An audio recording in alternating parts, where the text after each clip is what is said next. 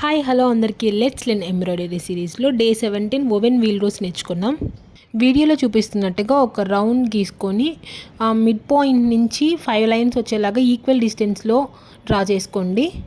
Next mid point నుంచి నీడిల్ని ఫ్రంట్కి pull చేసి ఇప్పుడు ఆ లైన్స్ మీద థ్రెడ్ అనేది ఫిల్ చేయండి.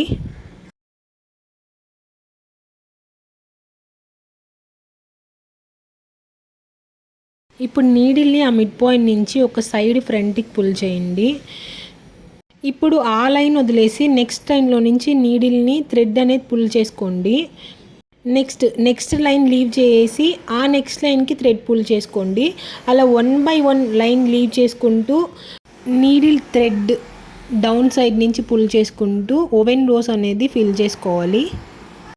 సో ఈ ప్రాసెస్నే ఓవెన్ రోస్ అంటాము. లాస్ట్ వరకు ఇలాగే చేయాలి. ఈ స్టిచ్ని ఓవెన్ వీల్ అనే కాదు, ఓవెన్ స్పైడర్ వీల్ అంటారు అండ్ రోజ్ స్టిచ్ అని కూడా అంటారు. నేను ఇక్కడ థ్రెడ్ అనేది 6 స్ట్రాండ్స్ తీసుకున్నాను. సో ఈ సర్క్యులర్ ఫ్లవర్ని క్రియేట్ చేసేదాన్ని 3D ఎంబ్రాయిడరీ టెక్నిక్ అంటాము.